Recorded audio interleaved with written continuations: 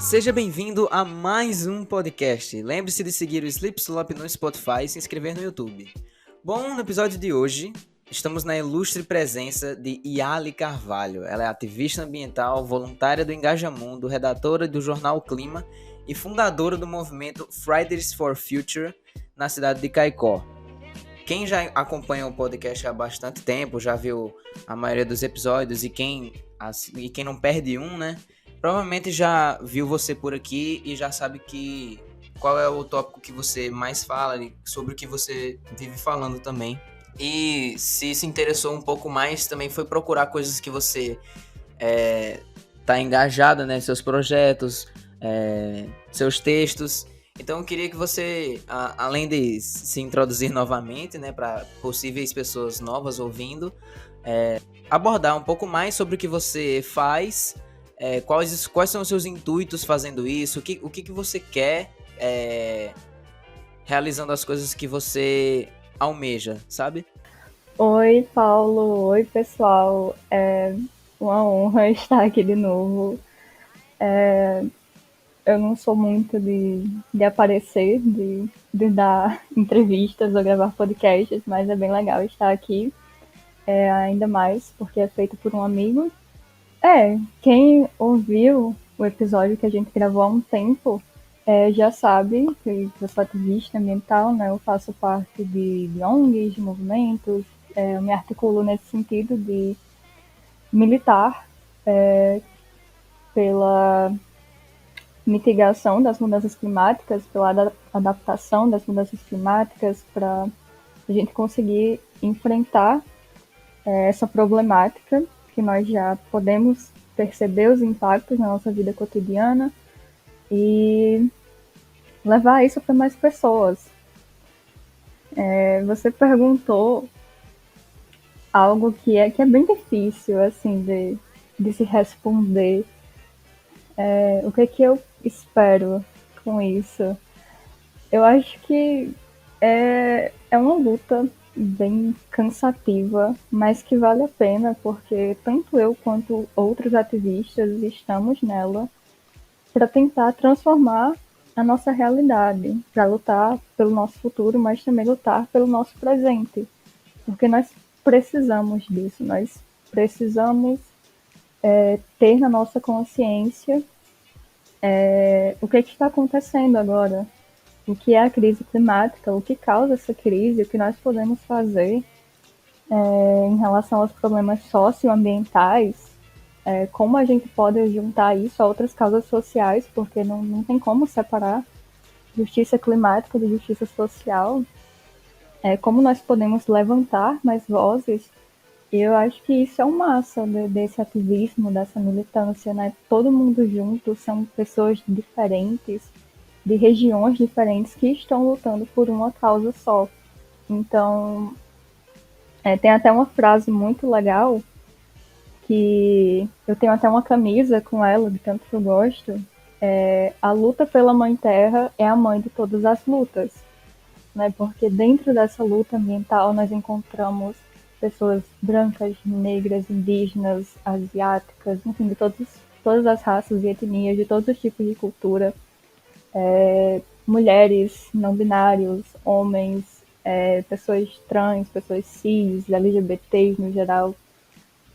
E é bem legal, porque todo mundo precisa da terra para sobreviver, de um meio ambiente ecologicamente equilibrado, como prevê a nossa Constituição. E eu acho que é isso, é lutar para que a gente possa ter a nossa vida preservada, para lutar pelos nossos direitos, para que a gente consiga se manter enquanto humanidade, todos juntos, de mãos dadas nessa luta. Eu acho que isso é o mais legal, é a união de tantas pessoas diferentes por uma causa só. E mudar as nossas realidades, especialmente envolvendo as juventudes, é o mais legal. Pois é, o planeta Terra ele é composto por várias sociedades, né? Todas as sociedades do mundo já por si só, né? Já está no próprio dizer, eles estão contidas no próprio mundo. Então, se você cuida do seu mundo, automaticamente e consequentemente você vai estar contribuindo para um convívio de uma sociedade melhor, né? Uma globalização mais tranquila, mais sustentável, né? Digamos assim, já que seria um pouco do tema que a gente vai abordar, né, no podcast todo, né? Seria a gente rodaria em volta desse tema principal, né? E justamente nisso, e ali tem compartilhado comigo uma listinha de tópicos que a gente poderia abordar e assuntos que seriam interessantes a gente repassar aqui, discutir, conversar um pouco. E acredito que começar da mesma forma que você falou, a gente introduzindo um pouco e explicando mais, até porque eu quero saber também um pouco, eu quero entender como funciona assim a maneira inicial para que a gente possa entrar nesses assuntos mais específicos, né? Mas eu estou falando da própria crise climática, né? Como se deu a crise climática, o que, que ela é, né? Como que ela está acontecendo, quais são os prejuízos que ela traz, né? Quais são os efeitos que levam ela a ter toda essa importância que muita gente tenta ressaltar hoje e muitas vezes eles são ignorados, são vozes que são caladas, são vozes que não são ouvidas e é uma luta que não é percebida, não é apoiada. Beleza, vamos lá. A crise climática eu entendo como o maior problema que a humanidade tem que enfrentar agora e terá que enfrentar nas gerações futuras. Né? Vai muito além de somente alterações no clima. Né? Hoje em dia, a gente sabe que o que vem colaborando para essa crise, né, para esse colapso no clima, para essas alterações muito graves, é a nossa ação, né, a ação antrópica, a ação humana, que afeta tudo. Quem afirma isso não sou eu, né, Yara, estudante do ensino médio, 17 anos e tal. São cientistas, né, que estudam isso há décadas. E num dos relatórios mais recentes do painel intergovernamental sobre mudança climática, o IPCC, é sobre isso que eles falam, né? As emissões dos gases de efeito estufa que potencializam o aquecimento global e causam essa crise climática são causados principalmente por causa da ação antrópica, da atividade agropecuária, da atividade para geração de energia, para manejo da terra, enfim, todas as atividades que nós fazemos, não nós, né, que as grandes empresas, que as indústrias fazem, que os políticos fazem, são os grandes responsáveis por essa crise. E todos esses impactos, essas mudanças climáticas, elas vão gerar consequências que já estão impactando, né, alguns países mais vulneráveis e que mais para frente vão impactar esses países que até então não estão sofrendo tanto com essas alterações. Acho que um dos efeitos que todo mundo conhece, praticamente, basicamente, é o derretimento das geleiras no Ártico, principalmente a gente consegue ver com maior intensidade esse derretimento. Né? Saiu uma pesquisa recentemente, creio que no ano passado, de cientistas que estudaram o derretimento na Groenlândia e descobriram que o derretimento já estava em um ponto irreversível, né, nas geleiras da Groenlândia. Esse derretimento ocasiona o aumento do nível do mar, né, eu acho que, se eu não me engano, entre 1900 e 2010, o mar aumentou cerca de 19 centímetros, também segundo um relatório do IPCC. Esse derretimento vai ocasionar aumento do nível do mar e esse aumento vai ameaçar, né, a biodiversidade, vai alterar a cadeia alimentar da biodiversidade marítima. As mudanças climáticas também causam a acidificação dos oceanos devido às altas temperaturas, a morte dos recifes de corais. Então, afeta a nossa vida como um todo. Né? Não vai alterar só o que a gente come ou só o que a gente está plantando, só o que uma espécie ou outra entrando em extinção. Vai mudar completamente o nosso estilo de vida e nós precisamos estar preparados para lidar com essa situação, lidar com essa crise e saber como nos adaptar a ela. Bom, falando sobre essas lutas, né, sobre a gente manifestar os nossos desejos para um mundo melhor, né, a gente se emancipar como ser humano, né, para a melhora do nosso planeta, né, um lugar onde a gente vive, um lugar onde abriga bilhões e bilhões de vidas.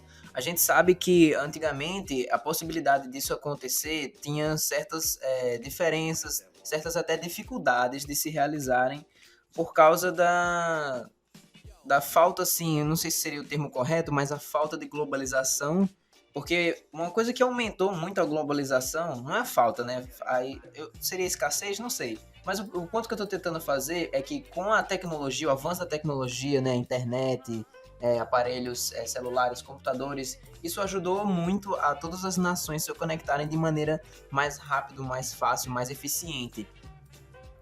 Como a gente tem exemplos hoje mesmo, a maioria dos, se não forem todos, né, mas acho que não todos, a maioria dos candidatos políticos, eles têm uma rede social onde eles podem expressar suas opiniões, onde seus, não seguidores, né, mas apoiadores podem sempre ficar olhando novas ideias, novas opiniões, ou até novos projetos, coisas que as pessoas têm na mente delas, né, para compartilhar, no caso de maneira política, né, falando dos políticos. E hoje em dia a gente sabe que com essa ajuda da internet a gente tem várias portas que são abertas, inclusive a ajuda das hashtags, né, que é um dos tópicos que você deixou anotado, né, para a gente abordar. Não sei se você estaria confortável para falar dele já agora, né, mas eu acredito que ele estava ali em primeiro lugar, a gente pode abordar ele sim, mas a ajuda das hashtags, né, nessa luta. Aqui você deu um exemplo de uma, mas se você quiser você pode falar sobre outras, o impacto delas, como que a gente vai usar essas hashtags, né? Assim, para deixar mais contextual, explicar sobre a hashtag Chega de Promessas Vazias, né? Você tem todo o tempo que você quiser para falar e explicar sobre. Ainda bem, porque vai tomar realmente um tempinho. Eu vou falar sobre essa hashtag, que foi a principal que nós usamos na última greve global pelo clima, que aconteceu no dia 19 de março, e também sobre outra hashtag que foi utilizada na última greve global do ano passado, que foi a hashtag Lute por 1.5. Bom, antes de eu chegar a explicar a quem se direciona essa afirmação, né, esse chega de promessas vazias, de quem são essas promessas vazias? Né? Eu tenho que fazer uma breve introdução sobre alguns termos que são bem conhecidos no mundo do ativista climático, né, que todo ativista climático deve conhecer, e que para muitas pessoas pode ser um pouco confuso, porque são siglas semelhantes, são nomes extensos, mas no fundo é bem simples de entender. E eu acho que o primeiro termo que a gente precisa entender quando a gente fala de ativismo climático e políticas climáticas é o que é a COP. A COP é a Conferência das Partes. Essas partes são países que fazem parte da Convenção Quadro das Nações Unidas sobre Mudança Climática, ou essa Convenção Quadro também pode ser chamada de UNFCCC. E basicamente a UNFCCC é um tratado internacional que foi firmado na Cúpula da Terra, que muita gente deve conhecer, né? Que aconteceu no Rio de Janeiro em 1992, que nada mais, nada menos que a Conferência da ONU, né, das Nações Unidas para o Meio Ambiente e Desenvolvimento. E é na COP que os nossos queridíssimos líderes, ou não, fazem suas promessas, suas metas, suas discussões sobre mudanças climáticas, sobre suas reduções de emissões de gases de efeito estufa. Enfim, tudo isso é discutido na COP. E foi na COP 21, que aconteceu em Paris, no ano de 2015, que foi assinado o Acordo de Paris, com o objetivo principal de limitar o aquecimento global abaixo de 2 graus Celsius acima dos níveis pré-industriais, né? Quando a gente fala em aumentar essa temperatura, nós analisamos a temperatura que era a Terra antes da Revolução Industrial. Então, por isso que essa temperatura deve ficar abaixo dos 2 graus Celsius. Esses 2 graus Celsius já entendemos que vão estar acima dos níveis pré-industriais. E, preferencialmente, essa temperatura deve ser limitada a 1,5 graus Celsius, a 1,5 grau, né, acima dos níveis pré-industriais. E, bom, esse acordo é muito importante, né, porque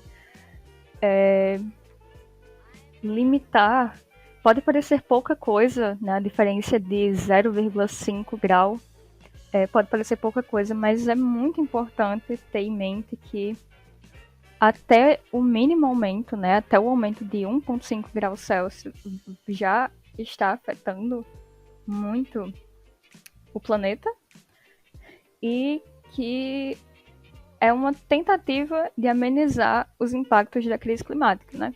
Nós já estamos sofrendo os impactos, mas essa limitação de 2 graus Celsius e, de preferência, 1,5 graus Celsius vai ajudar a amenizar os impactos dessa crise.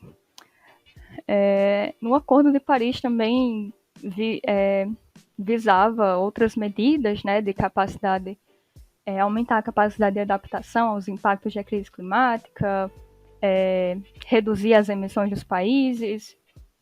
Enfim, a criação dessas metas foi necessário para a formulação do Acordo de Paris.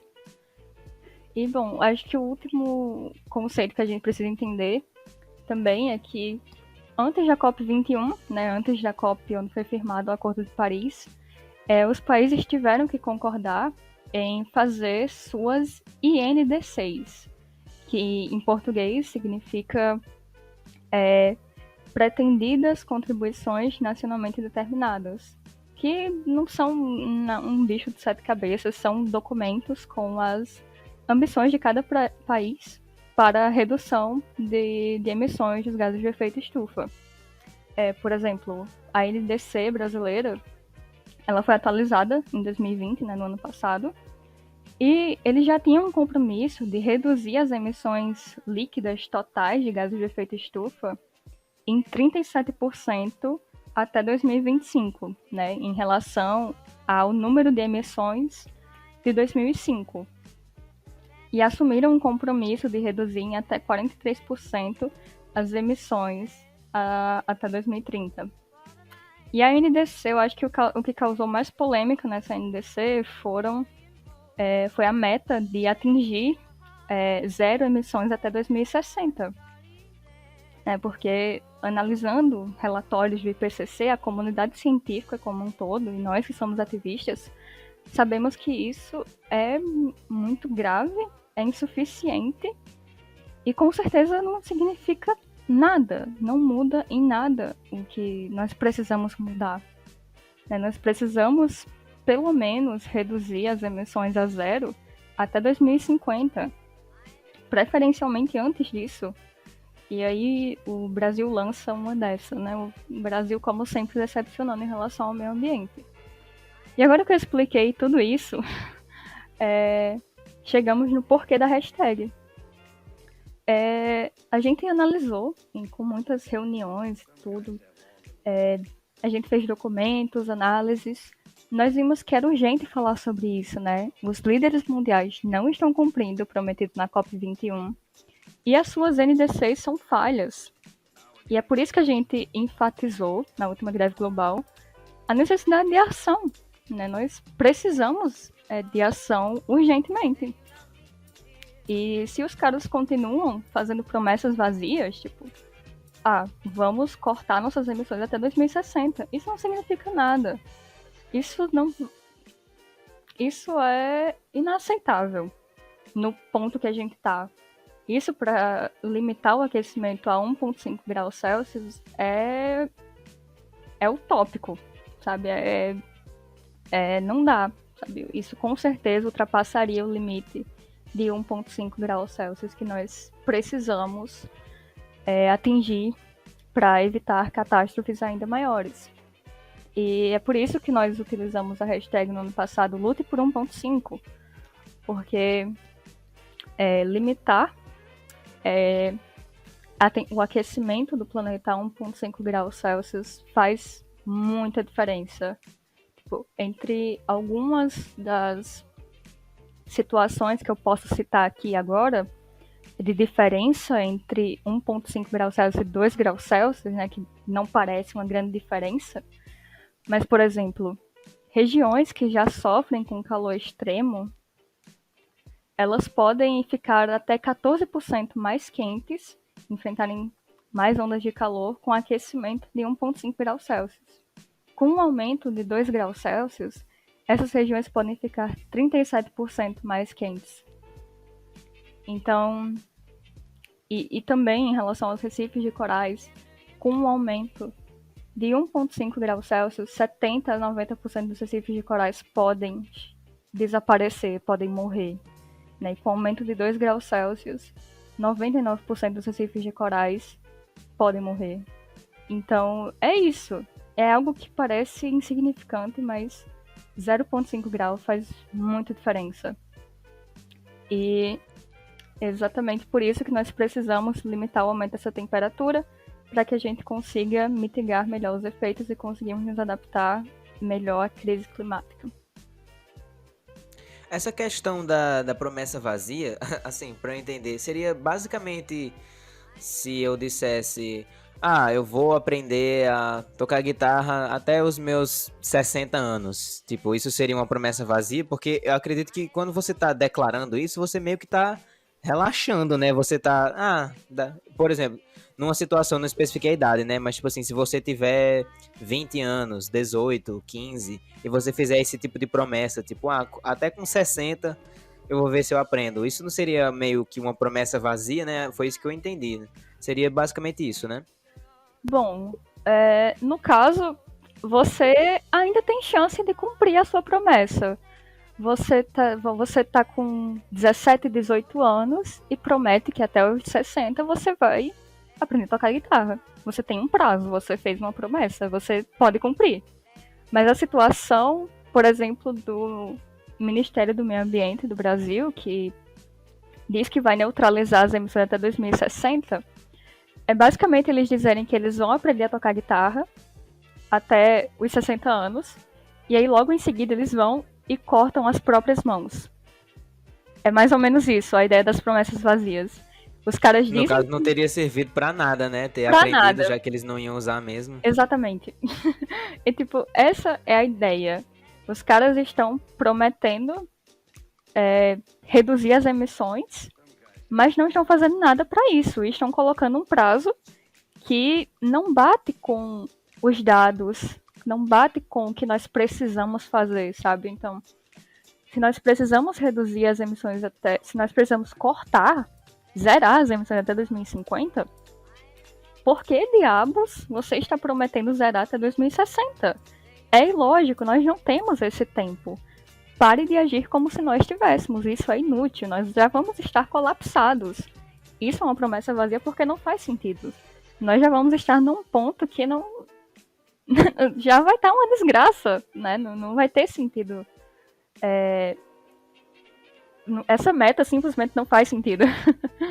É meio que contraditório, porque, pelo que você mesmo disse, os cientistas, eles afirmam com tudo, juram por tudo no mundo que quanto mais tempo a gente espera, mais crítica a situação fica.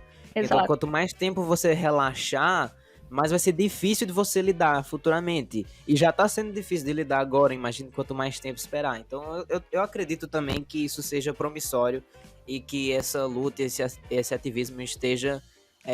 pode ser muito, sei lá, conservador falando isso, mas é algo que eu acredito que seja genuíno e que realmente esteja servindo para alguma coisa, porque não tem como negar, muita gente ignora, muita gente não tá nem aí, e eu admiro essas pessoas que se dispõem e disponibilizam do tempo da sua própria vida, sabe, tipo, não querendo menosprezar, mas tipo assim, é uma luta querendo ou não, eu vejo como um sacrifício muito digno, sabe? Muito honrado, porque você tem milhares de portas, assim, na sociedade que a gente vive hoje para você fazer o que você quiser, né? Se especializar no que você quiser, explorar o que você quiser. E você, pela luta dessas pessoas, elas têm um motivo real e um motivo pelo que vale você lutar. Porque não tem como você viver a sua vida lutando por si mesmo e apenas fazendo coisas que gerem apenas o seu benefício, né? Que resultem em seu benefício próprio. Mas eu vou deixar anexado pra vocês que quiserem ver também. É uma animação. Ele faz essas animações, esses curta-metragens com mensagens, né? No fim, pra você ficar pensando. E essa foi bem interessante. Mas pra vocês que não têm tempo, ou então não tiveram oportunidade de ter contato com essa obra, é basicamente assim: o homem aparece lá na natureza, normal, tipo, ele do nada nasce, surge na natureza, com tudo primitivo, tipo, toda na floresta, e ele começa andando, ele começa a explorar, ele pega duas cobras andando, ele abre as duas pela boca e veste elas, e aí viram botas, aí passa um urso na frente dele, aí ele mata o urso com um tiro, pega o couro dele e faz um casaco, e aí vai fazendo toda essa progressão, né, de destruição ambiental que o homem fez com o tempo, até chegar no final. E no final o mundo tá todo destruído e tá ele lá num trono feito de aparelhos tecnológicos e o mundo virou um lixão gigantesco. E alienígenas chegam nesse mundo, eles olham assim e ficam desapontados. Não tem nenhuma fala, nenhum diálogo, mas eles só olham assim desapontados e esmagam o homem em formato de papel, em formato de tapete. E quando ele fica em pé, no homem é um tapete de welcome, um tapete de bem-vindo. É uma sátira bem interessante e ele passa uma mensagem muito crucial também, que é a conscientização ambiental, né? Mas se você quiser, você pode abordar sobre mais coisas. Se você tiver com mais coisas em mente, a gente pode continuar falando sobre. São só coisinhas que eu achei interessante compartilhar, né? Conteúdos que eu acho interessante divulgar. Se eu não me engano, eu já vi um trecho dessa animação. Eu não me recordo dela inteira, mas eu vou procurar pra ter certeza. E, cara, é bem isso. É bem. Os homens, realmente. Eu vou falar os homens porque os homens são os maiores responsáveis pelas mudanças climáticas, né? Os homens brancos e ricos, no caso, não todos os homens. Mas utilizando no sentido literal da palavra mesmo. Sim, com certeza. É, são os responsáveis justamente por causa dessa maneira de se impor como se só a vida humana importasse.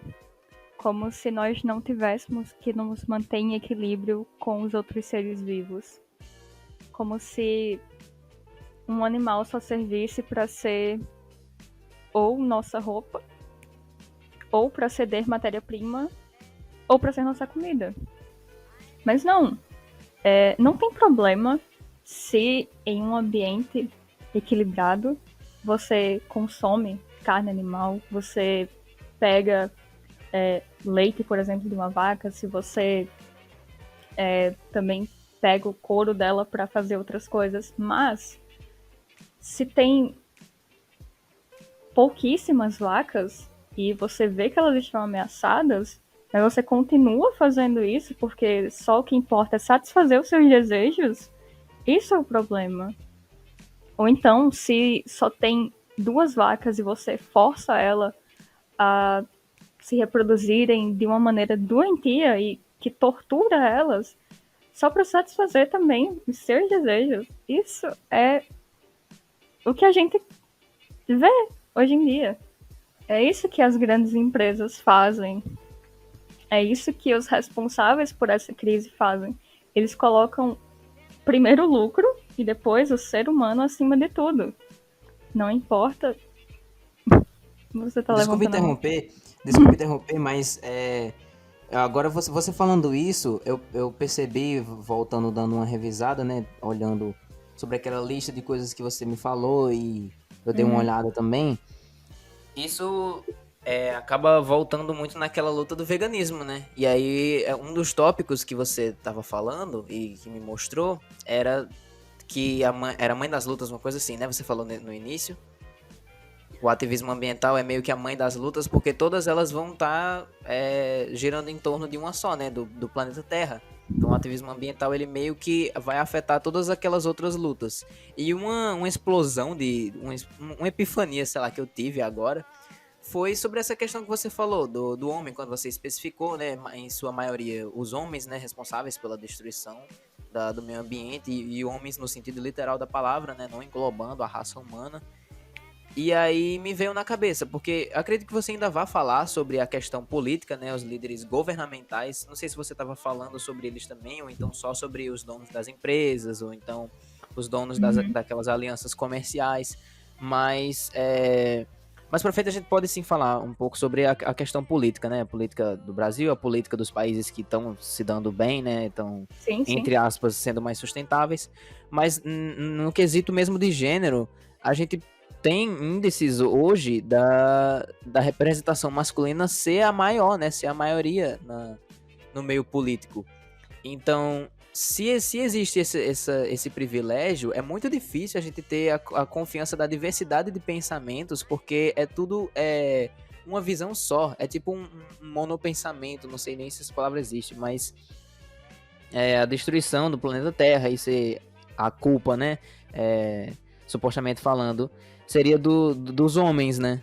Obviamente a gente não estaria generalizando, agora estou usando o sentido da raça humana da palavra, mas existem exemplos muito maiores sobre todas as lutas, a branquitude também, né? Também não sei se isso é uma palavra, mas todos esses tipos de privilégios que acabam influenciando e dão uma sensação, e segregando a sociedade, né?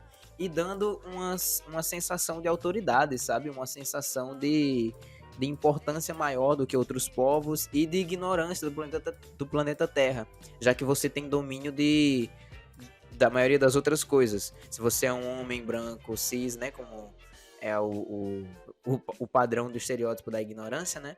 Você raramente vai se importar com o meio ambiente, porque aquele planeta Terra, ele já serve a você, né? Socialmente, você já é privilegiado, você já ganha atenção, entre aspas, o suficiente, e você não acha que você precisa rebater isso de volta pro planeta Terra, porque pra você não falta nada, né? Desculpa interromper, mas era só essa observação mesmo que eu acabei pensando. Não, mas você tocou num ponto muito interessante de se discutir, porque é realmente isso. A gente, não só nas ONGs que eu faço parte, ou nos movimentos que eu faço parte, mas em todas as áreas relacionadas a meio ambiente, você percebe que existem mais mulheres, né? São mulheres liderando. E isso com certeza é relacionado com a forma de que nós somos criados, né? Homens e mulheres ainda têm uma criação bem diferente. As meninas estão mais voltadas pro lado da afetividade, da conexão amorosa com os seres vivos e tudo isso, ao cuidado, né? Dizem isso, que isso é um instinto, mas eu acho que é mais Instinto socialmente. materno natural. Isso é basicamente um pouco imposto, né? A gente, nós já crescemos com essas ideias na nossa cabeça e nós realmente criamos essa consciência de ter que cuidar das coisas à nossa volta. E homens, não, né? Geralmente, por exemplo, numa casa, uma menina tem que arrumar o seu quarto. Um menino pode deixar pra lá que a mãe arruma, que a avó arruma. A menina pode ir lá lavar a louça, é um dever dela. Mas o cara, não, relaxa aí, fica deitado no sofá jogando videogame, sabe? E é isso se aplica a muitas áreas. As áreas de trabalho, em que os caras se acomodam a fazer uma função só, e muito mal às vezes, são seres humanos mais preguiçosos. É um verdadeiro sexo frágil, na minha opinião. Mas estamos aqui para falar do meio ambiente, então nos movimentos a gente percebe essa participação bem mais intensa do público feminino. Por exemplo, quando a gente fala Fridays for Future, quem vem à sua cabeça? Greta Thunberg, né, a fundadora. Mas também falando a nível global, a gente imagina a Mitzi das Filipinas, a Leone na Alemanha, a Luísa também da Alemanha, aqui no Brasil, a Karina Penha, a Paloma Costa, a Nayara Almeida, mas você imagina um homem ativista climático? Porque eu tenho muitos amigos, mas eu, de cabeça, assim, não lembro deles. Eu lembro das minhas amigas, das meninas, da Marina, no Rio de Janeiro, da Adriane, no Rio Grande do Sul, da Gabriela, em São Paulo. Mas um menino é bem difícil da gente pensar, porque, tipo, as meninas, em relação à participação dos meninos, são bem mais participativas. E, cara, até no Instagram do jornal, quando a gente vai ver as interações, é tipo, 70% do nosso público é composto por mulheres jovens e homens, tipo, 30%, 20 e tantos por cento, sabe? E até foi uma matéria que a gente fez, ou então que a gente ainda vai publicar, sobre a participação dos homens, né, nessa luta pelo meio ambiente. Os homens, inclusive, estão sendo bem mal representados pelo ministro do meio ambiente, né, o Ricardo Salles. É só decepção, é tiro no pé, atrás de tiro na cabeça, né, que aquele cara dá. E é bem complicado, né, a gente já teve a Marina Silva como ministra do meio ambiente, era uma realidade bem diferente. E, assim, é complicado. Não dizendo que nós somos melhores em tudo que nós fazemos, mas, assim... Por mais que seja verdade. Opa! Por mais que seja verdade, tipo, um ambiente liderado por mulheres é bem mais propício a ser bem sucedido. E a gente vê isso em várias situações.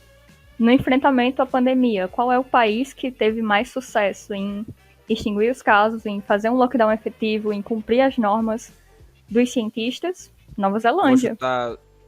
eu ia chutar os Estados Unidos, eu errei. Spoiler. Os Estados Unidos foi horrível, pra falar a verdade. É porque eu tava pensando mais, achei que você ia falar sobre a questão da eleição, né? Que houve a mudança e aí a queda dos casos diminuiu. Achei que fosse sim. esse, assim, mas ok, acho que você entendia, era um panorama geral, né? E em um panorama geral, os Estados Unidos ainda não tá em um local muito interessante. A Nova Zelândia teve um desempenho incrível e zerou o número de casos por lá muito cedo em relação aos outros países, e é governado por uma mulher, né, a Jacinda, uma mulher maravilhosa, que, inclusive, cria políticas muito boas para o meio ambiente e para a preservação. Então, existe. Será? Existe, tem como a gente fazer esse comparativo de que mulheres se importam mais com o meio ambiente do que homens, né? Tanto por causa de fatores sociais, quanto porque também a educação das mulheres também é um pouco diferente, então tudo nos leva a ter esse sentido de cuidar do que está à nossa volta. E retorna também, acredito, naquilo que eu falei também, né? De você tá cheio de privilégios, você não sente o direito de... não tem a sensação de gratidão, de você sentir que você precisa retribuir aquilo, sabe? De você se sentir grato, porque você é privilegiado, você não dá a mínima pra essas outras coisas. Eu não sei se isso é um sentimento interessante, não vou abordar isso nesse podcast especificamente, mas não sei se seria interessante você se sentir grato e agradecer pelos seus privilégios e não meio que ou lutar ou apoiar a luta de quem ainda tá lutando por direitos iguais, né? E a questão em si não é quem tem mais privilégio do que quem, ou então todo mundo deve ter privilégios. Privilégio é uma coisa que gera desigualdade, né? Então, desigualdade é algo que você não quer. Então, consequentemente, pelo menos assim que funciona na minha cabeça, né? Consequentemente, você não quer que mais pessoas tenham privilégio. Então, essas pessoas tenham privilégios e essas não. Ou então, essas tenham privilégios diferentes. É interessante o mundo da gente tenha tudo de maneira proporcional. Porque é perigoso, né? Você falar de maneira igual. Porque tem pessoas, aquela questão que muita gente reclama de pessoas receberem oportunidades que todo mundo deveria receber. Mas existem várias coisas que você precisa considerar. Mas enfim, você mencionou, se você quiser falar mais alguma coisa, pode falar, viu? Não deixa eu interromper, não. Sim, sobre essa questão dos privilégios, rapidamente, um adendo só, um comentário, é que existem muitos ativistas privilegiados. A própria Greta é de uma família de classe média alta, né? Os pais dela são conhecidos. E o próprio Fridays for Future tem essa cara branca de um pouco elitista ainda, né? E uma coisa que eu vejo muito é a mídia, principalmente, indo atrás da Greta, da Luísa, das outras pessoas da Europa, principalmente, e ignorando completamente os ativistas que estão na linha de frente. Né? Os povos indígenas no Brasil, por exemplo, não têm as oportunidades de falar a mensagem deles publicamente. E aí eles estão na luta para demarcar, né, como eles falam, as telas. E é interessante a gente dar atenção a essas vozes, que são elas que estão na linha de frente. É legal quando um ativista que tem privilégios, tipo, que tem uma conta grande com milhões de seguidores, faz uma parceria com outros, faz um takeover, como eles falam, e deixam os outros ativistas falarem, né, sobre os problemas dos seus países que são mais afetados e tal. Mas isso também não é o suficiente. Tipo, eu vejo ativistas na Ásia e na África, principalmente, batendo de frente com a polícia. Sabe? Os caras indo pra cadeia mesmo. Inclusive, uma amiga minha, né, uma pessoa que eu conheço, ela fez isso, e sinceramente, ela não teve 1% da atenção que dão pra quando a Greta fala que emitir CO2 é errado, sabe? E é muito triste ver isso, porque é necessário escutar a Greta. É muito necessário escutar a Greta, mas tem gente sendo presa por protestar pelos seus direitos, tem gente sendo torturada, tem gente desaparecendo, tem gente sendo morta por defender suas terras, por defender a biodiversidade, por defender suas vidas. Então, Às vezes nem mesmo só por defender, desculpa interromper novamente, mas tipo, às vezes nem só por defender, às vezes só por pertencer àquela terra. Você vai exato, ser exatamente. estereotipado e vai ser designado a ser exterminado por causa dessa ideia, dessa imagem que formam de você. Por mais que você seja você indígena, seja você da comunidade negra, vive num bairro de gente negra, tipo, porque nos Estados Unidos eles falam muito sobre isso, sabe? É uma maneira muito segregacionista de falar, mas eles falam bastante sobre. Sim.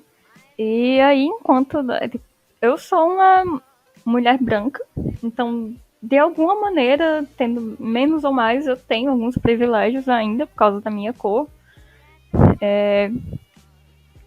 Eu não procuro, sabe?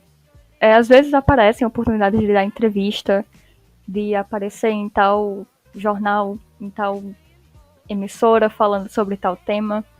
Mas eu não acho legal aceitar, porque já tem muita gente branca falando sobre isso.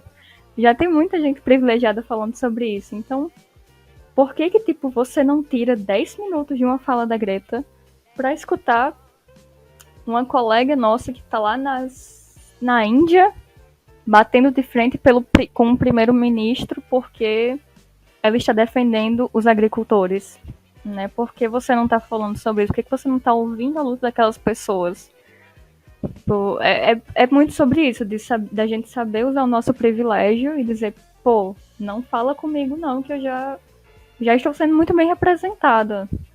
Vai falar com tal pessoa. A gente tem que saber dosar esses nossos privilégios e tentar tornar esse ambiente, pelo menos no ativismo, mais igualitário, mais equânime, no caso. Falando, você mencionou sobre o Ricardo Salles, né? Eu gostaria que a gente entrasse um pouquinho na temática governamental, né? Líderes de governo, líderes das nações, né? Qual é o papel que eles estão realizando? E, inclusive, você falou das coisas ruins que ele fez, né? Eu lembro do nome dele ser falado bastante, caso você queira tomar um espaçozinho para falar também, sobre toda aquela questão das queimadas, né? Aquilo que aconteceu. A gente não chegou a falar muito, aqui pelo menos no podcast, sobre aquelas queimadas que tiveram no início do ano passado, né? Aquelas na Austrália, se eu me lembro bem. E, consequentemente, né, evidentemente, aquelas que aconteceram aqui mesmo, né, no Pantanal, em outros tipos de vegetação, na Amazônia, né, do Amazonas, porque a Amazônia, no caso, ela é a floresta, né, e aí ela aborda, ela se estende em vários territórios, não só do estado do Amazonas. E quando isso estava sendo falado, né, na mídia, nas redes sociais, pessoas assim, influencers estavam falando sobre, eu lembro de consumir algumas coisas e o pessoal de vez em quando falava sobre, Ricardo Salles não sei o que, fazia memes com isso, sabe? Futuramente eu vinha saber que ele era o ministro do meio ambiente e aparentemente ele estava fazendo muita coisa errada. E uma coisa que me veio à cabeça é que quando isso acontece, sabe? Quando você não cuida bem da vegetação, ou então do meio ambiente que está contido no país que você está exercendo a sua profissão de maneira política, não só você vai afetar o próprio meio ambiente para as pessoas, como você vai afetar a imagem, que foi a imagem do país, né? Daquela nação. Como foi uma coisa que muita gente estava falando e eu vi em um Nostalgia também. Acho que vocês devem conhecer, eu tava vendo, ele tava falando sobre. E muitos países quiseram ajudar, mas aparentemente teve toda uma questão com o Bolsonaro e com ele, com o Ricardo Salles. E eles ficaram com uma visão errada, tipo. Errada não, mas tipo, uma imagem negativa do Brasil. E isso é basicamente, você concorda, né? Tipo, a política do Brasil ferra o meio ambiente e a imagem lá fora, de brinde. O Brasil nunca foi uma grande referência de preservação ambiental. Mas nós já tivemos dias muito, muito, muito melhores. E eu não vou falar tantos dados agora, porque são muitos. Então, quem estiver ouvindo e quiser saber exatamente o aumento nos índices de desmatamento, de queimadas, de exploração, de invasão de terras indígenas, é só pesquisar. Pesquisa também Ricardo Salles, que vai aparecer uma infinidade de besteiras que ele está fazendo e que ele já fez. Inclusive, o Greenpeace fez um site, eu não lembro de cabeça agora qual é o nome, mas eu posso procurar depois e te mandar. E aí você coloca em algum lugarzinho e para as pessoas poderem ver. Mas é falando sobre a trajetória do sinistro do meio ambiente, né, do Ricardo Salles, desde que ele começou. E assim, é bem pavoroso, né? O governo Bolsonaro seria uma piada se não fosse algo trágico para a imagem do Brasil lá fora. Tipo assim, o Ricardo Salles, ele defende grilagem de terras como se fosse assim, como se fosse dar um quadrado para uma criança brincar, sabe? Para quem não sabe o que é grilagem de terras, Eu ia perguntar isso agora, a definição, é porque um, eu tô faltando aí. a grilagem de terras é um processo muito antigo utilizado por fazendeiros para basicamente roubarem terras públicas. Esse processo se chama grilagem porque antigamente eles pegavam papel, né, eles falsificavam um documento e colocavam numa gaveta com grilos para que eles dessem uma aparência de envelhecido pro papel. E aí, para eles dizerem, não, essa terra é minha, eu comprei há tanto tempo, tá aqui, esse papel envelhecido, eu sou o dono, não sei o quê. E assim, eles invadem terras públicas e... Nossa. É. Patético. E aí, tipo, esse processo hoje em dia, lógico que não é mais assim, mas continua com esse nome de grilagem, porque os grandes empresários, fazendeiros, latifundiários invadem terras públicas, invadem terras indígenas, invadem áreas que deveriam estar sendo protegidas, porque o governo meio que está dando permissão agora. O Ricardo Salles afrouxou muitas políticas ambientais. Muitas, muitas, muitas. Tanto é que no ano passado o que ficou mais conhecido do Ricardo Salles foi a frase dele numa reunião ministerial com o Bolsonaro, com os outros ministros lá. Devem ter mudado todos a essa altura, né? Não tem um ministro nesse governo, mas Do Salles falando... Ai, meu cachorro. Ah, não. Beleza, alarme falso. Do Salles falando... Vamos aproveitar que a mídia está falando só de coronavírus, de pandemia, e ir passando a boiada. Né? E passando a boiada na Amazônia, liberando para a agropecuária, para o agronegócio. Vamos ir passando a boiada, vamos liberar mais de 1.000 agrotóxicos. O governo brasileiro e a Anvisa, eles demoram para liberar vacina. Mas uma coisa que eles fazem muito bem é liberar agrotóxico. E eu não tô nem de sacanagem dizendo que são 1.000. São mais de 1.000 agrotóxicos legalizados no Brasil. E a gente tá comendo veneno. E o Ricardo Salles é responsável por isso. Que mais, cara? Garimpo em terras indígenas. Ele tá facilitando muito, muito, muito, muito a invasão das terras indígenas por garimpeiros.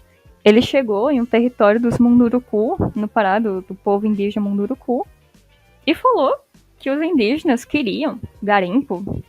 Sendo que, tipo assim, quem é que quer ter a sua terra invadida e sofrer contaminações? Porque o território Munduruku é muito explorado por garimpeiros. E a Fiocruz e a WWF fizeram um estudo nessa área em 3 aldeias lá no Pará. Se eu não me engano, foi no Pará. Eu creio que sim, no Pará. E todos os indígenas testados do povo Munduruku estavam com uma concentração elevada de mercúrio no sangue. E mercúrio é um metal pesado, né, que causa intoxicação grave, né, pode causar intoxicação grave. Ou seja, os rios estavam tão contaminados desse rejeito da mineração, do garimpo, que contaminou uma população quase inteira. Contamina os peixes, contamina o rio, mata a terra. E aí o Ricardo Salles abre a boca para dizer que os indígenas querem isso. O Ricardo Salles é o auge da irresponsabilidade. Ele também facilita demais para madeireiros. Ele é muito ineficiente no combate às queimadas. Ano passado, não foi só o Brasil que queimou, o Brasil inteiro queimou ano passado. E está queimando esse ano também. Queimou a Amazônia. A Amazônia e Cerrado são assustadores, a quantidade de focos de incêndio que tem por lá. A Caatinga queimou, a Mata Atlântica está queimando. Só resta mais ou menos 12% da Mata Atlântica e ela está queimando. Né? Tem espécies endêmicas importantíssimas na Mata Atlântica e o cara tá liberando, tá deixando passar. O Pantanal, os Pampas Gaúchos, tudo isso debaixo de fogo ou então liberados para o agronegócio. Isso é muito grave de ver acontecendo. No ano passado, a Argentina estava debaixo de fogo, a Colômbia, os Estados Unidos, a Austrália. Foi um ano com mais queimadas que eu já vi nos meus 3 anos de ativista. E os dados também são bem preocupantes, porque realmente teve um aumento significativo na quantidade de queimadas no mundo inteiro. E aí, como é que o mundo reage à postura do Brasil, né? O Brasil não é aceito em muitas conferências sobre clima, mas o Brasil fica de fora de certos eventos, porque o Ricardo Salles... A questão da imagem já ferrou. O Brasil fica de fora da cúpula do clima, que é organizada, não foi na última que teve. E quando a última participação, eu acho, do Bolsonaro numa conferência dessas, tem um vídeo muito, muito compartilhado dele chegando em um cara lá dos Estados Unidos, não lembro bem quem era, acho que era o Al Gore, que já foi ex-vice-presidente lá, eu acho. E aí ele chega dando a entender que quer vender terras na Amazônia pro cara, sabe? Ele não dá nem boa noite, ele chega lá, e aí, vender aqui um pedacinho da Amazônia. É muito patético. E o cara fica olhando pra ele falando, o quê? É inacreditável. É essa a imagem que o Brasil passa, de um desequilibrado que não sabe a riqueza que tem na terra dele e que quer vender a Amazônia pra gringo, explorar pra multinacional. E não tá nem aí. Então, com isso, a gente vê que, com certeza, a influência política não é influência, né? Porque é o dever deles, né? Mas a potência política e dos governos deve ser importante, deve ser utilizada de maneira positiva e pró-ambiental, né? Não é só nós seres humanos, meros civis, né? Que não temos participação política, assim, a altos níveis, tipo na regência de um país, ou então nas cortes, nas presidências, enfim. E a não ser que você queira abordar mais sobre isso, isso seria um bom gancho para a gente conseguir, tendo essa mentalidade, né, e essa percepção, né, a gente acordar para o que está acontecendo, né, para tudo que está acontecendo, o planeta todo está pegando fogo, o planeta todo está emitindo mais CO2, o planeta todo está tendo uma poluição a níveis extraordinários. Falar para vocês que recentemente eu sou uma pessoa que leu bastante gibi, né? Principalmente os gibis da Turma da Mônica. E um gosto, inclusive pessoal, da minha própria mãe, é das revistas do Chico Bento. E você já consegue ver o estereótipo nisso, encaixado nas historinhas. Porque, como ele é uma pessoa que tem mais contato na natureza, não acho que estereótipo, mas tipo assim, a coincidência dos desejos de cada um, né? Porque a turminha toda, né? O Magali, a Cascão, eu não acredito que eu tô falando de Turma da Mônica no podcast sobre meio ambiente, mas eu vou chegar lá. Tem um ponto e tem uma conexão. Mas eles vivem na cidade, né? Eles vivem no bairro do Limoeiro. E por mais que esse bairro você consiga ver nas histórias que tem grandes áreas gramadas, né? Cheio de grama, tem parquinhos, tem árvores em todo lugar, né? Tem parques florestais que eles vão, né? Mas ainda assim uma cidade, né? Tem toda aquela urbanização exagerada, o descontrole na emissão de gases prejudiciais à camada de ozônio e ao meio ambiente também, né? Às outras espécies, animais. O Chico Bento, por ele viver no sítio e na roça, ele tem um contato maior com outros animais. São nossos colegas de quarto, né? Entre aspas, se você colocar dessa maneira, a gente tá vivendo no mesmo planeta Terra. E a gente convive só com seres humanos. Poucos aqueles que têm um animal de estimação, né? Não tô dizendo que ali você já vai ter todo o seu descanso e aí você já tem toda a sua conscientização garantida porque você tem um animal para você cuidar. Não, mas ali é um contato diferente, né? Falando sobre o Chico Bento. Ele vê as galinhas, ele vê os animais. E se a gente quisesse, a gente até poderia abordar mais sobre os diversos tipos de exploração, né? Porque não é só nessas grandes empresas, aquelas que forçadamente inseminam a vaca e aí depois roubam o bebê dela, ou então exploram ela de maneira fatorial, tipo, gigantesca, industrial, né? Fatorial não, industrial. E comparar com a da roça, né? Que você... Eles dizem tratar bem os animais e tal, que de uma maneira ou outra seria uma exploração, né? Falando agora com os veganos e que puderem me corrigir também. Mas existem maneiras diferentes de você chegar a conscientizar essas pessoas, você falar como essas pessoas deveriam agir, as mudanças. E hoje em dia também é muito difícil, porque na maioria das vezes elas dependem disso, né? As pessoas da roça, elas dependem disso para sobreviver. E mesmo elas alegando que tem todo o cuidado do mundo, todo o amor e carinho com os seus animais.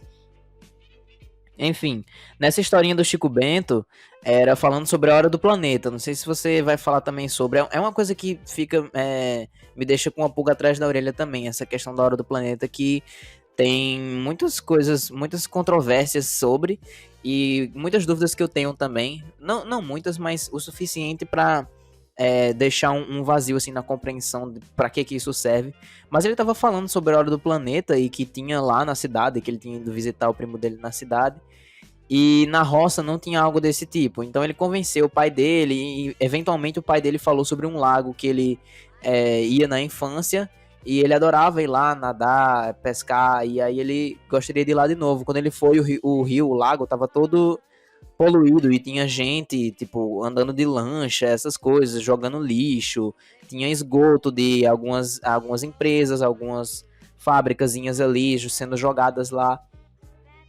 E eles ficaram indignados, então eles chamaram a turma todinha para poder ajudar, para poder chamar a vizinhança toda, né, a civilização ali, para poder ajudar e melhorar aquilo ali. Eu fiz essa conexão porque Uma das coisas que fica na cabeça da pessoa, né, quando você ouve o que foi dito por você, né, sobre a questão das queimadas, são coisas de proporções gigantescas. O que não deixa de ser importante, né? É o que é mais importante. Mas nos deixa com a sensação de insignificância. Não sei se mais gente sente assim, mas como é que eu vou parar uma queimada que está acontecendo na Austrália, sabe? O que, que eu posso fazer para aquelas pessoas dessa terra indígena se sentirem importantes, se sentirem reconhecidos, terem voz, terem direito, né, das suas escolhas, terem direito das suas escolhas de vida, das suas escolhas de moradia, de civilização, né, de povo brasileiro, porque por mais que existam certas diferenças, né, eles vivem num contexto diferente do nosso, mas nós todos somos povos brasileiros. Eles, inclusive, são muito mais do que a gente, porque a gente é uma miscigenação de várias outras culturas. Não é algo para você se diminuir por, né? Mas, mesmo assim, de uma maneira mais especificadamente falando, né? Especificamente falando, eles seriam mais brasileiros que a gente. Não que se importe alguma coisa. Mas eu lendo essa historinha, eu consegui perceber que de pouco em pouco você vai conseguir chegar em algum lugar, sabe? Se aquele rio ele tivesse continuado poluído simplesmente pela acomodação da gente, tipo, e das pessoas, tipo, nossa, ele era tão bonito. Por mais que você sinta de verdade o impacto daquilo e não fizer nada para alterar, você não, a sua sensação vai ter sido em vão, sabe? Então você vê vídeos sobre meio ambiente, tipo, não sei o que, vídeo sobre queimada, olha essa onça morrendo. Vídeo sobre poluição, olha o estado desse peixe, essas coisas. Você vê, você fala, nossa, é muito triste. Aí você vira pro lado e joga o seu saco, você tá vendo na rua, sei lá, você joga o seu saco de pipoca no chão, tipo, como é que isso funciona, sabe? E agora, ressaltando apontando um dos quesitos que você tinha escrito, né, naquele textozinho que você tinha compartilhado comigo, quais são quais são as ações que a gente pode fazer, nós como civis, né? Pequenos hábitos e suas eficácias na crise climática, na melhora do meio ambiente. Ok. Eu acho que de tudo que você falou, eu posso retirar alguns tópicos para ir construindo meu raciocínio. E uma das coisas que mais me chamou a atenção nessa sua fala é sobre o contato, né, por exemplo, quando alguém tem um bichinho de estimação, essa pessoa não está tendo contato com a natureza inteira, lógico, mas tem contato com um animal e cria afeto por ele. É algo que não acontece, por exemplo, num matadouro. As pessoas que trabalham lá não estão lá para criar laços afetivos com aqueles animais. Quando a gente come um prato com carne, a gente não tá imaginando uma vaquinha fofinha saltitando num campo de rosas. A gente tá imaginando um pedaço de carne. E é só carne, não é um animal. Inclusive, foi uma amiga minha, Emily, maravilhosa, que me explicou sobre isso, né? Que a indústria da carne tá aí pra isso, pra tirar essa imagem dos animais, né, da nossa cabeça e faz com que a gente consuma sem ter culpa. No fundo, o problema não é consumir carne. O problema é a grande indústria da carne. Esse é o problema. A agropecuária e a exploração em torno desse sistema produtivo. E aí, quando a gente tem contato com a natureza, é realmente muito mais fácil da gente desenvolver empatia tanto pelos animais, construir relações mais equilibradas e preservar. Se a gente cresce, por exemplo, num sítio que tem um rio limpo, animais saudáveis que uma hora ou outra podem vir a serem mortos para alimentação, mas que completam certos ciclos da sua vida, são bem cuidados, são bem nutridos, tudo isso, não são maltratados. Isso tudo vai facilitar com que essa pessoa entenda sobre problemáticas ambientais, com que ela crie empatia, com que ela crie um laço de pertencimento àquele lugar. E como nós, tanto eu como você, estamos aqui na cidade, é mais difícil pra gente criar esse laço de pertencimento. Pra gente dizer, pô, eu tô aqui no meu quarto, eu tenho um computador, tenho uma televisão, tenho o meu celular, tem um tablet, eu posso ver o que eu quero. Eu posso, se eu quiser ver uma floresta, eu digito aqui, floresta amazônica, e vejo. Não preciso estar lá. E aí esse é o problema, a gente vai perdendo o contato. Se eu quiser saber quais plantas tem na Caatinga, eu pesquiso. Eu não preciso pisar numa área preservada da Caatinga para saber. E isso é muito triste, porque a gente perde esse contato e a gente perde essa capacidade, perde um pouco dessa capacidade de criar empatia pelo nosso meio ambiente. E é por isso que é necessário que a gente se eduque, lógico, e que a gente entenda do porquê é importante preservar esses ambientes, né? Porque é importante a gente, por mais que a gente não pare de consumir carne, é importante a gente estar contra os métodos adotados pela indústria da carne. A gente estar contra o agronegócio. A gente estar contra os processos das grandes empresas mineradoras, embora praticamente tudo que a gente utiliza no nosso dia a dia seja fruto de matéria-prima obtida na mineração. É importante a gente ter ciência do que está à nossa volta, de como as coisas são feitas e exigir que essas coisas sejam feitas de uma maneira mais ética. Porque sem os animais, nós também não existimos. Não existe vida sem as plantas, sem os animais, sem os recifes de corais, principalmente. É muito difícil ter a manutenção da vida se a gente não tem recifes de corais, se a gente não tem plantas, se a gente não tem florestas tropicais florestadas, né? Não tem florestas desmatadas, então isso aí torna tudo muito difícil da gente viver. E bom, é importante a gente ter convívio, sim, mas a gente, como a gente não tem tanta oportunidade de estar nesses ambientes, a gente pesquisa, a gente tenta compreender a importância ecológica desse lugar, a importância, por exemplo, dos insetos, das abelhas. Tipo, porra, eu chego num supermercado, tem um zilhão de coisas que eu posso comprar lá, coisa congelada, coisa ultraprocessada, coisa. Enfim. Mas de todo tipo, coisa natural também.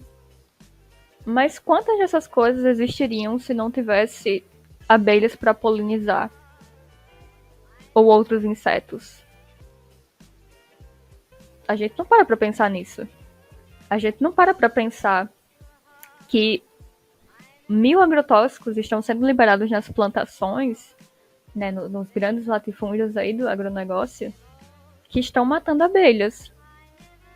E matar abelhas é matar a gente também.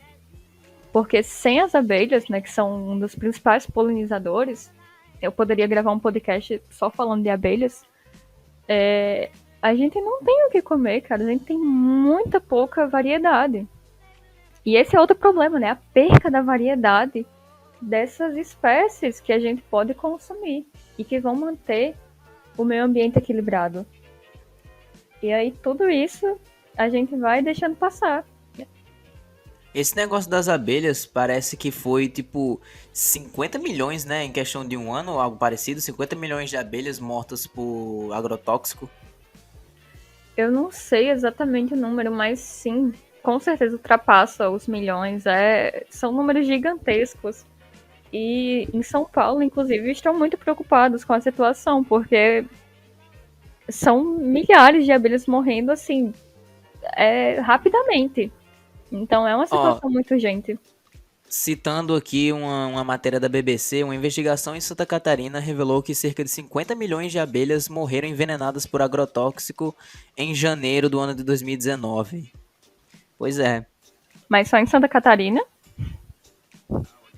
Tipo, acho que a investigação teria sido em Santa Catarina, mas ela estaria abordando, acho que a população, os latifúndios brasileiros. Pode crer.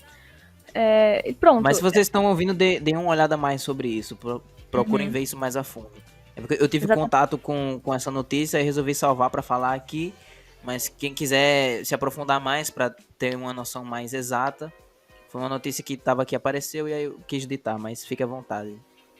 Sim. Pesquisem em fontes confiáveis. pelo amor de Deus.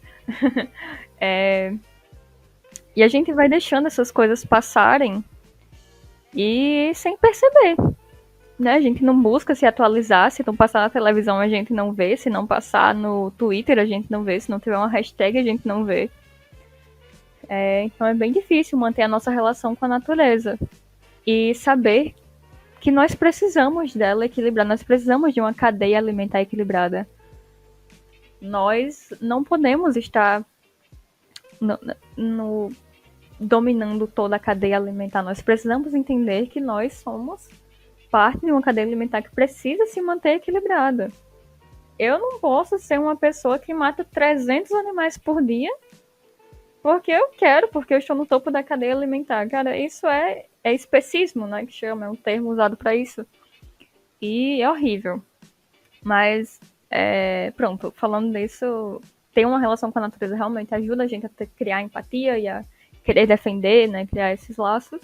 E a outra coisa que você falou foi da hora do planeta. Que, na minha opinião,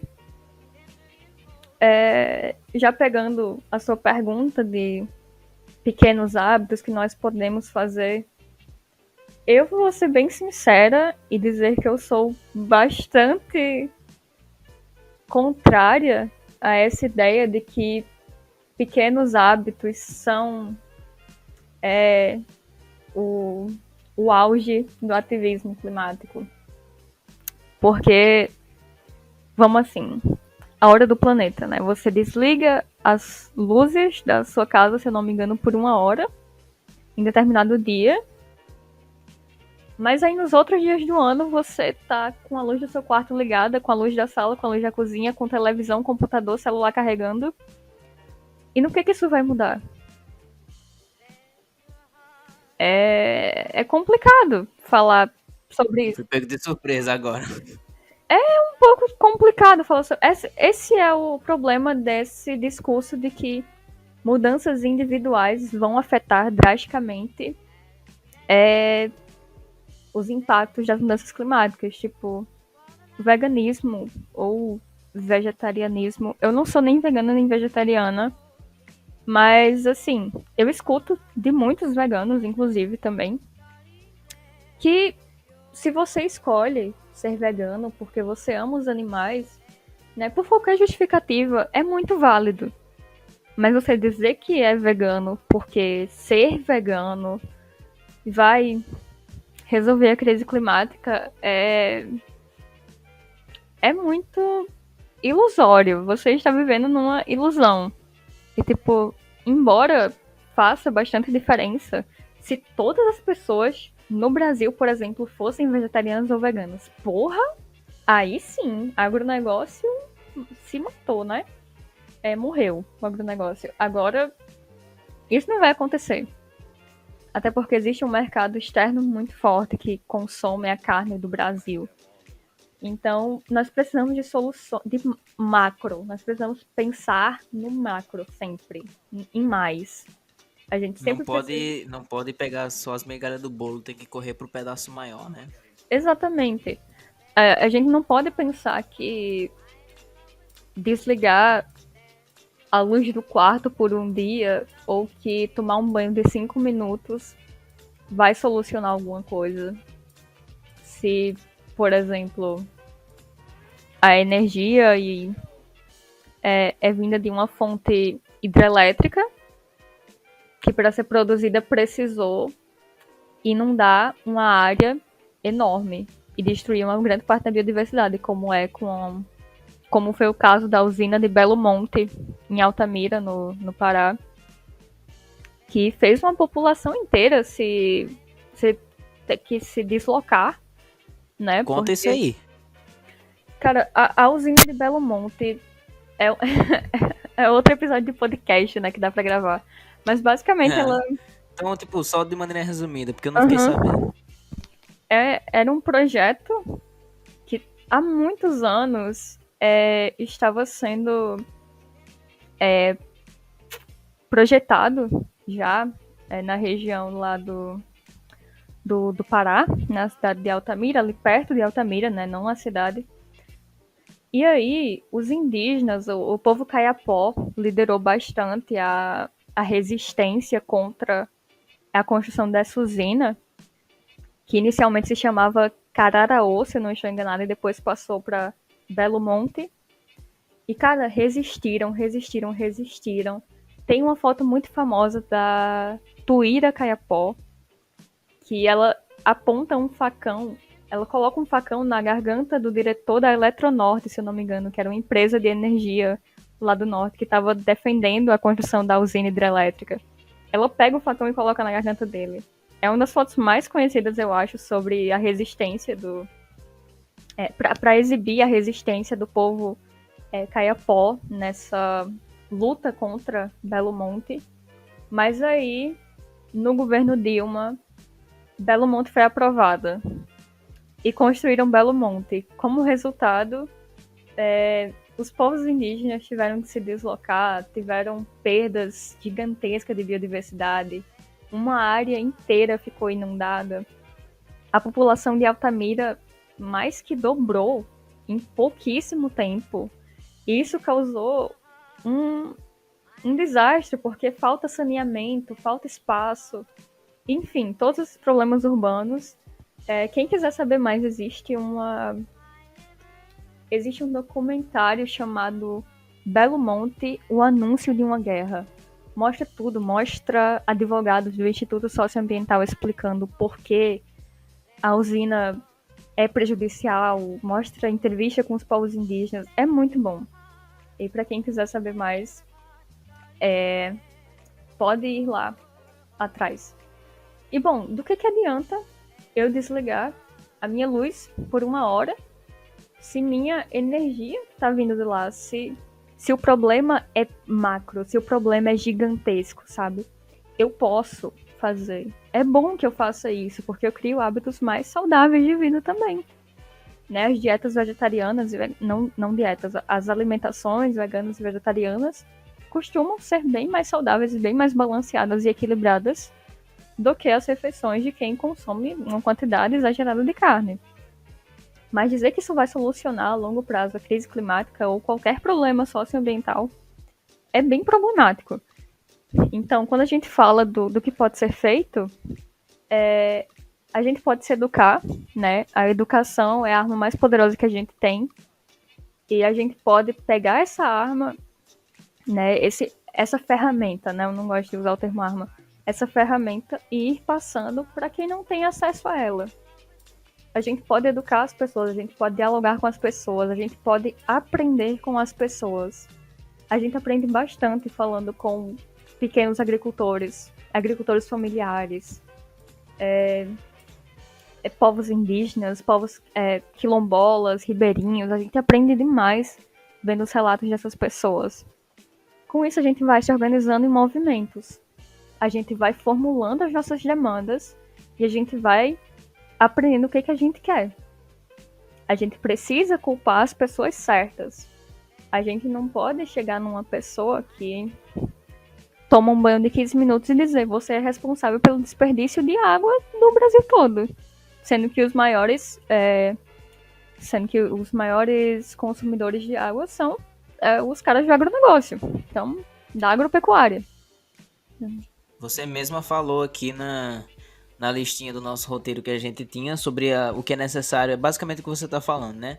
O que é necessário para mitigar a crise climática. E aqui você tinha colocado sobre as políticas efetivas e não mudanças individuais. Acredito que Exato. se encaixa nesse exemplo da pessoa do banho e no que as empresas estão fazendo, né? Quais são os desperdícios maiores. Inclusive tem outros tópicos que acredito que você vai abordar dentro, né, desse tema do que é necessário para poder mitigar, inclusive a questão da mudança sistêmica. Acho que seria uma boa maneira da gente ir chegando perto da nossa finalização dessa parte 1, né? Exato. A gente vai eu vou ser breve, né, para concluir logo. A gente vai amadurecendo as nossas ideias. A gente dá esse primeiro passo. Putz, vou diminuir meu consumo de carne, vou tomar banho por 10, 15 minutos, vou consumir de mais de agricultores familiares, de comprar de quem produz. A gente gosta muito de dizer isso. Questão da Valorizar. energia diminuir um pouquinho, É, né, sim. também. Valorizar os saberes ancestrais, tudo isso. E aí a gente vai chegando na ideia de que, pô, nós, pessoas comuns, né, vamos dizer assim, pessoas comuns, não somos responsáveis por essa crise. Quem tem que pagar por essa crise e por outras crises também são os políticos, os ricos, os grandes empresários, latifundiários, donos de banco e toda essa galera que adora fazer um greenwashing, né, uma lavagem verde, e tentar passar uma imagem de que são sustentáveis, mas que no fundo a gente sabe que não são. O Bill Gates, né, um dos caras mais ricos do mundo, lançou um livro que o título é Como Evitar um Desastre Climático. Acho que é esse o nome, eu não sei, o nome deu o trabalho de pesquisar muito a fundo. Mas, porra, o cara é um bilionário que fundou uma empresa de tecnologia, né, de softwares e tudo mais, falando sobre como evitar um desastre climático. Ai, cara, eu não sei o que ele espera com isso. Ele espera receber Agora palma. sim, você fala no sentido. Desculpa interromper, mas você tá falando nisso, tipo, de maneira assim, do meu ponto de vista, acusando ele, né? Basicamente.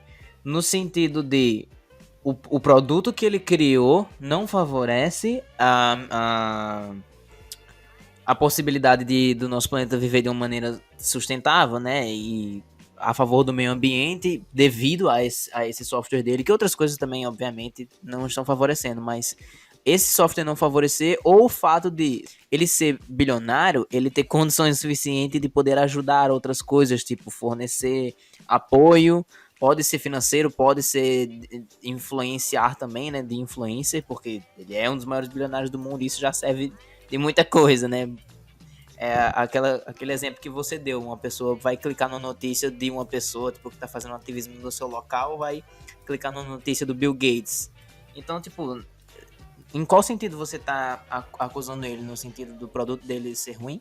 Ou dele ter dinheiro suficiente para poder ajudar, e ao invés disso ele fez um livro sobre como você pode ajudar porque você, entre aspas, é bilionário que nem eu? Cara, eu acho que os dois. É, resultando Eu, nisso. eu não me dei ao trabalho, de verdade. De verdade, eu não me dei ao trabalho de ler o livro, porque esse tipo de pauta, sinceramente, nós não precisamos escutar de bilionários. E é um livro recheado de uau, faça isso, diminua seu consumo de carne, faça aquilo, mudança individual, mudança individual, mudança individual. Sendo que o Bill Gates, ele poderia muito bem pegar a fortunazinha dele de bilhões e investir em medidas de adaptação, mitigação. Eu não sei, cara, ele poderia usar a influência que ele tem para fazer coisas bem produtivas.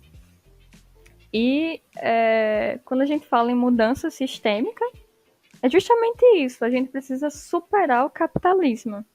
E agora pode ter muita gente que discorda de mim, mas isso já é um consenso também. Em que a produção capitalista é um problema. Esse modo de exploração, de opressão, de colonização, de violência que foi institucionalizado por práticas capitalistas Centralizar o lucro acima de tudo, né? são responsáveis por essa crise, né? E quem se beneficia dessas práticas são os verdadeiros culpados por essa crise. E eles que têm que pagar, sabe? Então, é um pouco revoltante você ver um bilionário falando sobre como evitar um desastre climático, sendo que ele é um dos responsáveis por manter desigualdades. Então, justiça climática é justiça social. Se um cara que pode certamente resolver muitas problemáticas sociais com a renda que ele concentra, se essa renda fosse distribuída, com certeza muita gente estaria numa situação melhor. Mas eu também não estou aqui para falar sobre como bilionários não deveriam ser bilionários e distribuição de renda. Mas são coisas que a longo prazo fariam muita diferença no combate à crise climática. E nós precisamos pensar nessas alternativas em maneiras menos agressivas de consumir e maneiras menos agressivas de produzir. precisamos reconhecer, proteger territórios de comunidades tradicionais. Inclusive, isso foi pontuado no último relatório do IPCC. E nós precisamos, é urgente, né? Precisamos defender territórios, povos tradicionais. Porque sem eles não existe floresta em pé. Sem os povos indígenas, ribeirinhos, quilombolas, tradicionais, não existe manutenção da biodiversidade. E sem os saberes deles também, muita coisa acaba. Então, essas práticas capitalistas não somente agridem o meio ambiente, como elas agridem os seus povos e causam genocídio e etnocídio. Então, por isso a gente tem que falar de mudança sistêmica, porque é um problema macro.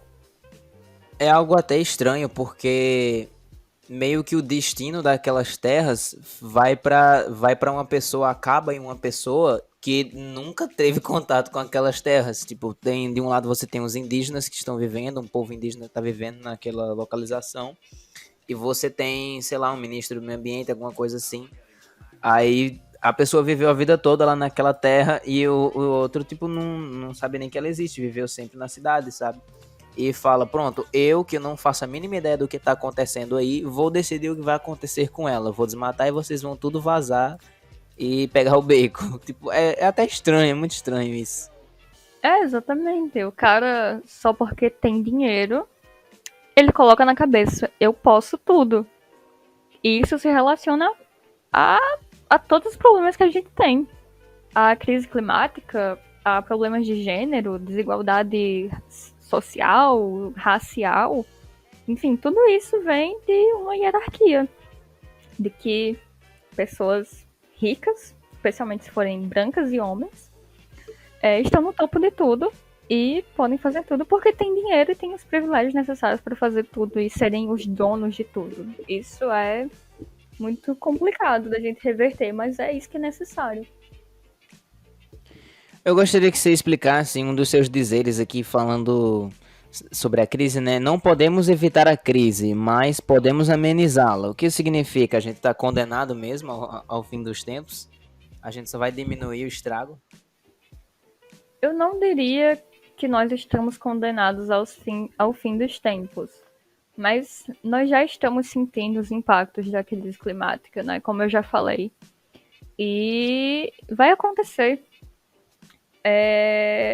Cenários muito piores podem acontecer, né? Nós tivemos na última sexta-feira, nós do Fridays for Future tivemos uma reunião com cientistas do IPCC e de uma ONG alemã chamada Climate Analytics. E basicamente eles apresentaram novos dados. E no cenário mais otimista que eles fizeram, né, uma projeção, eles cederam uns slides pra gente, eu posso te mandar depois para você ver com detalhes. Está em inglês, mas é ótimo. No cenário mais otimista, com a adoção de todas as metas de zero carbono anunciadas até agora, num determinado prazo, nós ainda assim alcançaríamos 2,1 graus Celsius de aquecimento. Que eu já falei, né, que nós precisamos limitar esse aquecimento preferencialmente a 1,5 graus Celsius, o que já é muito... o que já impacta muito no nosso clima. E caso as atuais políticas, a tendência caso a tendência das atuais políticas se siga, a previsão mais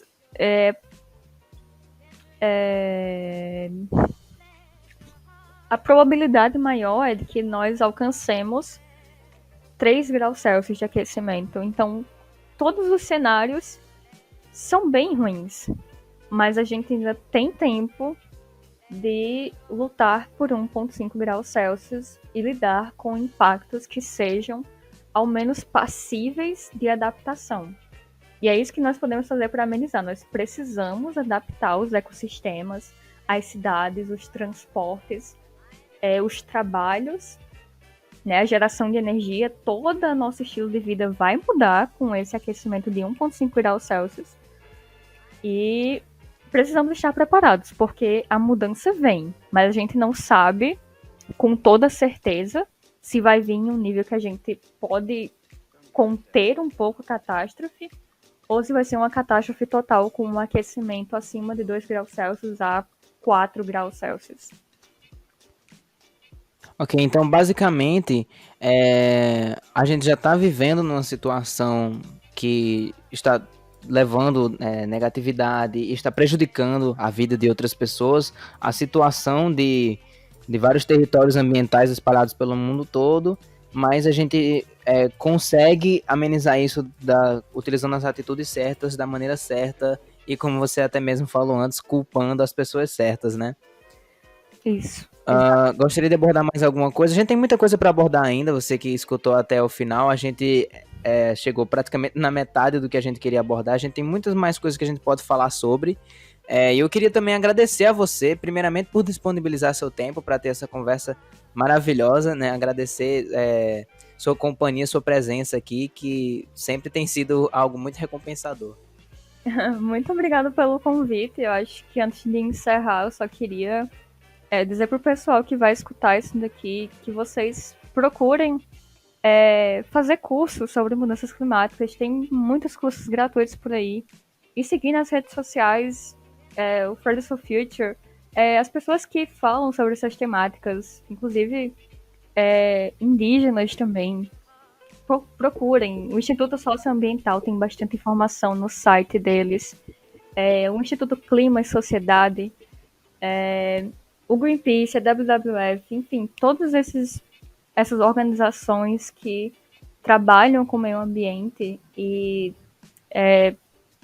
junto com povos originários, junto com as pessoas que cuidam da terra, é muito interessante da gente acompanhar.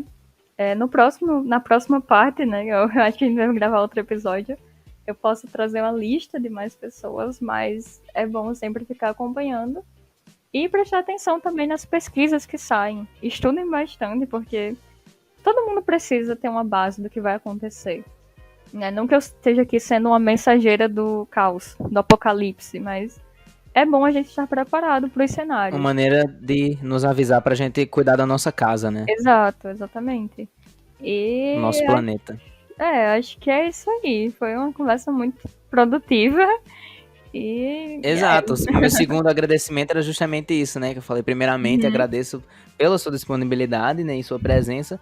E, segundamente, por me proporcionar esse contato, essa conversa, porque, assim como muita gente, que eu acredito que, assim como eu, não tem um contato muito grande, ou então uma interação, nem que seja mínima, com esse tipo de assunto, ou com coisas que estão acontecendo ao redor do nosso mundo, dentro do nosso cotidiano, né? A gente leva o nosso dia, principalmente agora na pandemia, né? Que a gente pode, inclusive na parte 2, aplicar o contexto da pandemia, né? Toda essa situação. E não acontece de esse assunto aparecer, tipo, todos os dias, ou então acabar me lembrando dele. É uma coisa que, de maneira vergonhosa, a gente admite que a gente não dá atenção devida. E nessa conversa eu achei muito interessante, porque eu pude abrir meus olhos para outras coisas, entender coisas que eu não estava entendendo, e agradecer de maneira segundamente a isso. Muito obrigado também a você que ficou assistindo até agora. Não se esqueça de seguir o Slip Slop no Spotify e de se inscrever no YouTube ativando o sininho, porque aí quando um episódio novo for lançado, você vai receber a notificação. E lembrar de compartilhar também com outras pessoas. Se você tiver achado essa conversa interessante, você pode, se você não quiser compartilhar em suas redes sociais, você pode falar nos seus grupos de conversa, mencionar para outras pessoas, pessoas próximas de você, pessoas que vão achar essa conversa, se não necessária, talvez interessante, né? Uma maneira interessante de você passar o tempo. E é isso mesmo. Obrigado por tudo, obrigado novamente, a Yali. E sempre que puder eu vou estar chamando você aqui. Até o próximo episódio, pessoal. Tchau, tchau, tchau, tchau.